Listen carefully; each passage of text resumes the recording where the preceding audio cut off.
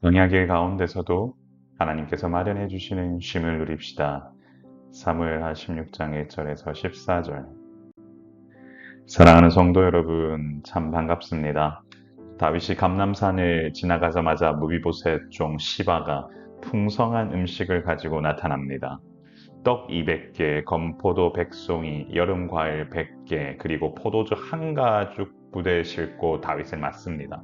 광야 길로 들어온 다윗에게 이것은 엄청난 환대였지만 다윗은 어떤 뜻으로 이것을 가져왔는지를 묻습니다. 시바는 이 모든 것을 왕의 가족들을 위해 가져왔다라고 말합니다. 그러자 다윗은 무비보셋은 지금 무엇을 하고 있는지를 물었는데 시바는 압살롬의 반역을 틈타 왕권 회복이 가능하다는 말로 다윗의 분별력을 흐렸습니다. 다윗은 이 순간 무비보셋의 것이 다 시바의 것이라고 잘못된 판결을 내리는데요. 이처럼 위기의 순간에 들려오는 달콤한 정보나 타인을 비방하는 소리, 항상 주의해야 합니다. 어떤 상황에서도 감정에 휘둘리지 않고 하나님의 공의를 구하며 영적 신중함을 유지하는 것, 이것은 너무나도 중요합니다. 다윗은 바울임에 이르자 사울의 친족 시므이가 등장합니다. 그는 나오면서 계속하여 저주하며 다윗과 신하들을 향해 돌을 던지며 모욕을 줬습니다. 시므이는 피를 흘린 자여 사악한 자여 가거라 가거라고 외치며 다윗의 고난이 사울 족속의 모든 피에 대해 여호와께서 돌린 것이라고 해석했습니다. 이처럼 그는 하나님의 이름을 빌려 다윗의 상처를 잔인하게 공격합니다. 비아냥거렸습니다. 시므이의 비방, 그것은 다윗을 파렴치한 범죄자로 몰아세웠는데 그 어떤 이유로도 사실은 누군가를 저주하는 것은 하나님의 뜻이 아니지요. 사실 세상은 우리가 넘어질 때마다 하나님의 공의를 마음대로 해석하며 공격하려 할 것입니다. 어떻게 예수 믿는 사람이 그럴 수 있냐? 교회가 그럴 수 있냐 하는 말로 이야기를 할 겁니다. 바로 그때마다 그 비난의 소음 속에서도 여러분, 인간의 판단보다 하나님의 섭리를 먼저 바라봐야 한다라는 그 사실을 먼저 기억합시다. 영적 책임이 하나님의 백성에게는 있습니다. 물론 우리가 잘못한 것이라면 마땅히 그 욕을 또한 우리가 어떻게 해소해야 될지에 대해서도 고민해야겠지만 가장 중요한 것은 하나님의 뜻 가운데에서 우리가 스스로 자정 능력도 키우고 회개하며 먼저 하나님 앞에 엎드리는 것이다 라는 사실, 누군가를 비방하거나 저주 이전에 먼저 하나님 앞에 엎드릴 수 있는 우리 모두가 되기를 소망합니다. 분노한 아버지는 이 죽은 개가 어찌 내 주왕을 저주하리이까 라는 말로 시므이의 분노에 대해 처단할 것을 다윗에게 정했습니다. 하지만 다윗은 그의 제안을 받지 않고 이것을 여호와께서 그에게 다윗을 저주하라 하심이라는 말로 받습니다. 이 수치스러운 순간에 이 같은 판단을 한다는 것이 쉬운 일은 아닙니다.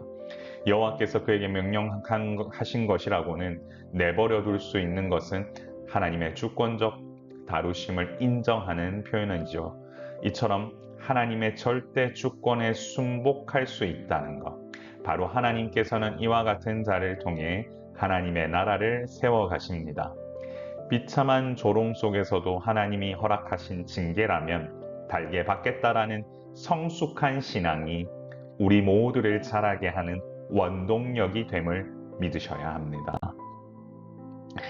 시므이가 산비탈을 내려오며 계속하여 저주하고 돌을 던지며 먼지를 날리는 악랄함을 멈추지 않았습니다. 다윗과 백성들은 그 모욕과 먼지를 온몸으로 받아내며 묵묵히 길을 걷습니다.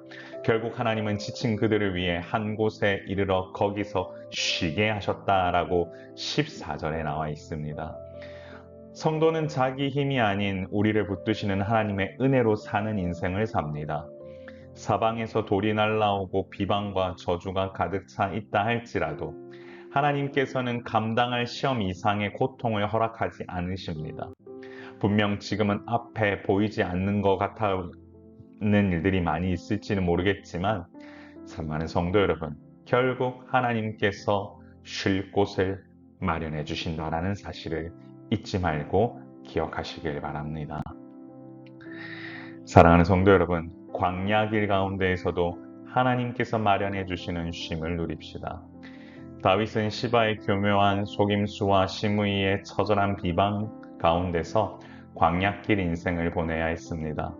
그는 자신을 향해 날아오는 돌과 저주를 피하기보다 그것을 하나님의 음성이라 생각하고 자신을 낮추는 길을 선택합니다.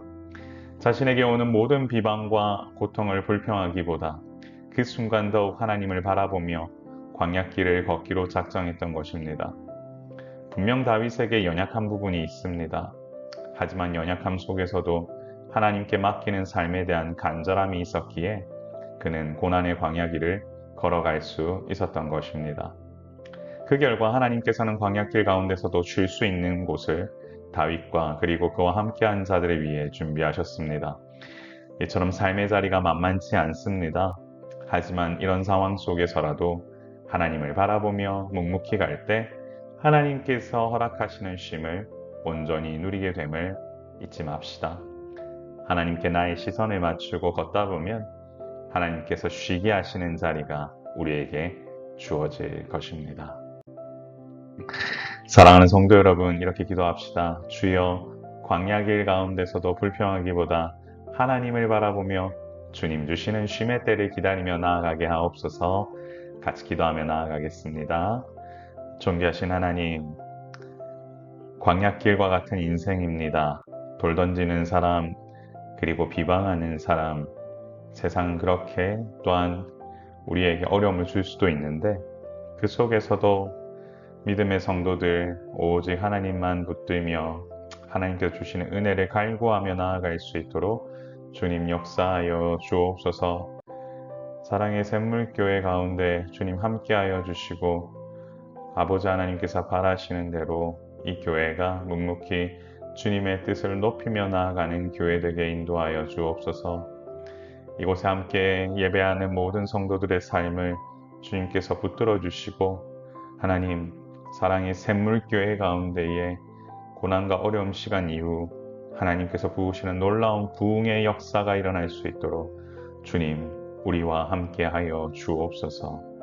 주님 원하시는 건강한 교회, 주님의 뜻을 살피는 훈련하는 교회, 주님과 함께 동행하며 나아갈 때 부흥을 누리는 교회, 귀한 은혜에 충만한 교회 될 수 있도록 인도하여 주시기를 소망하며 예수님 이름으로 간절히 기도드리옵나이다. 아멘. 주께서 부으시는 은혜가 항상 넘쳐나길 원합니다. 강건하시길 원합니다. 그리고 항상 평안하시고요. 모든 아픔으로부터 해방되는 놀라운 은혜가 있길 원합니다. 기도하겠습니다. 샬롬.